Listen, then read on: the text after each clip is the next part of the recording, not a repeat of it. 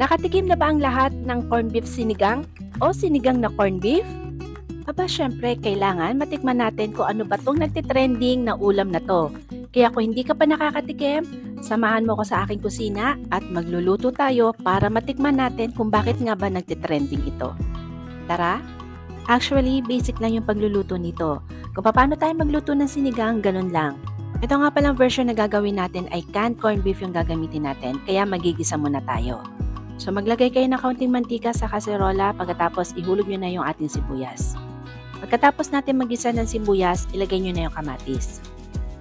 Malaki lang yung pagkakahiwa ko pero pwede nyo naman liitan kung gusto niyo. Tapos yung kamatis natin, antayin nyo lang yan na medyo lumambot. Tapos ilagay na natin yung ating corned beef.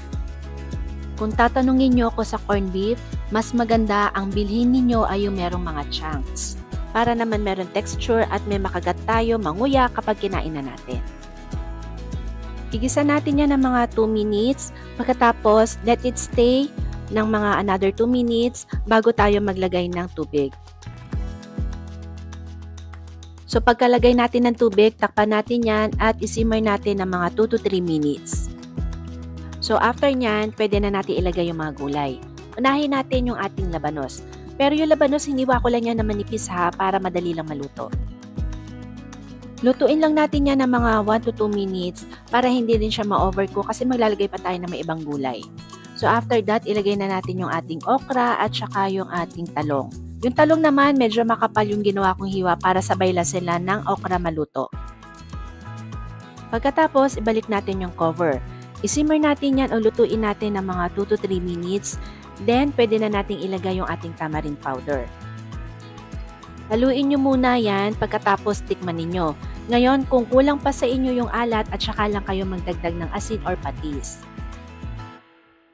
So, kapag okay na sa inyo yung timpla, ilagay na natin yung sili at yung kangkong. Tapos, lutuin nyo pa yan ng mga 1 to 2 minutes. Huwag nyo nang takpan para hindi ma-overcook yung ating kangkong.